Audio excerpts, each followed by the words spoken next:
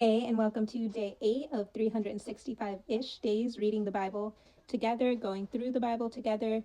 Today, day 8, we would have read Job 17 through 19. So we're reading the Bible in chronological order from the very beginning to the end. Last year, we followed a study guide that had us bounce around.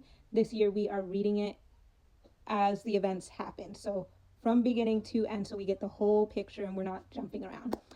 I read the New Living Translation. Grab any translation you understand and get to reading.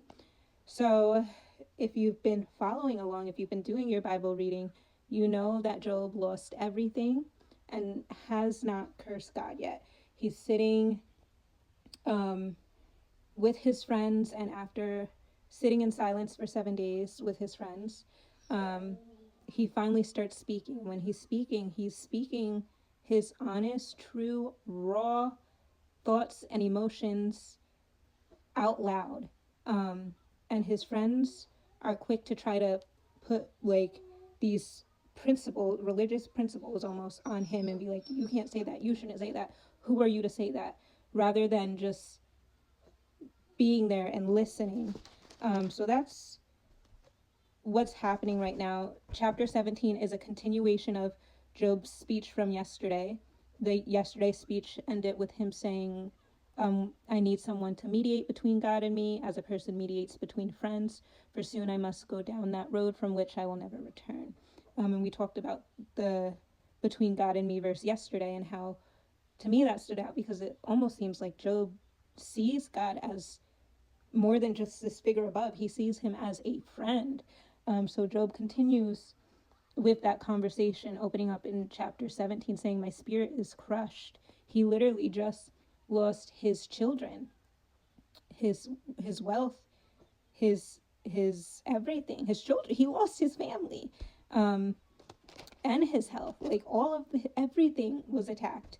So his spirit is crushed. And um, in chapter 18, we see Bildad, one of his friends, who Job's friends were.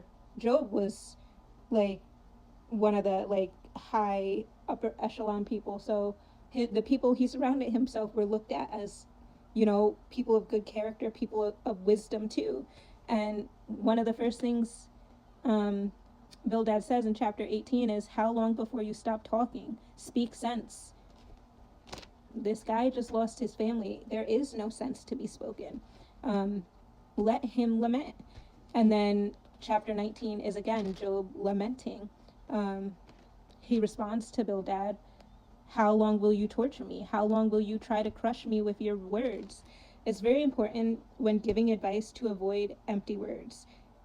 This is a little note in my Bible. It is more important to convey care and support than to worry about saying the right thing.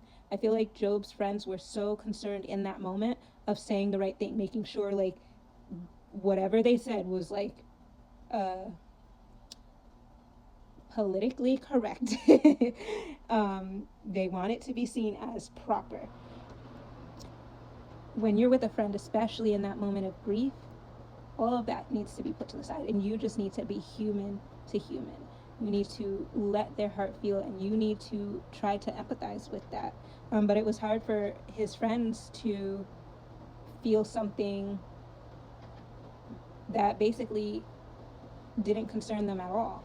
They were politicizing someone's pain, and that's a very terrible thing to do.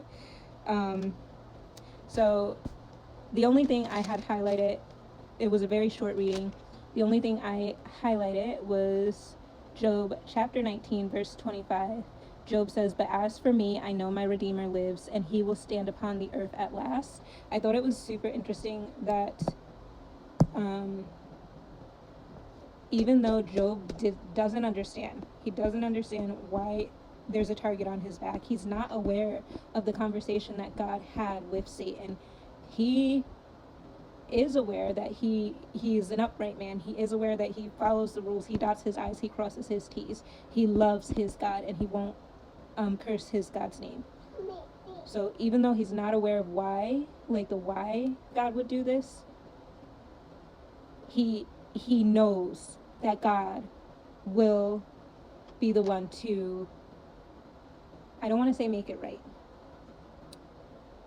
but he knows that his God is alive.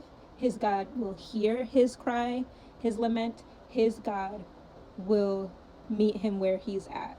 And his God will stand on the earth in bodily form. It's almost like Job, again, his faith is bigger than the moment, which is pretty cool to see because, again, Jesus has not come yet. So for Job to be speaking like this, for Job to be holding on to hope that, like from yesterday's reading, he said, or the day before,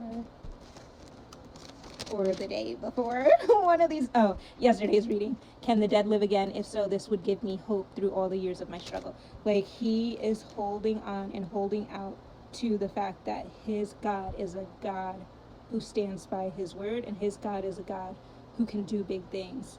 The fact that he calls God his Redeemer is huge because in ancient Israel, a note from my Bible, Redeemer was a family member who bought a slave's way to freedom, or who took care of a widow.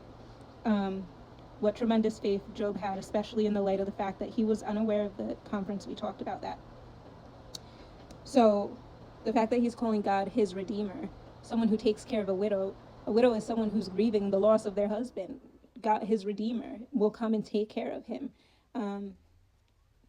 It just is really cool to see how big Job's faith is in the midst of tragedy, in the midst of pain and suffering, that he still is like, my God is big. My God could bring me out of this. And yeah, that's where we're ending today. I'll see you tomorrow. Keep on reading. Great job. Have a blessed day.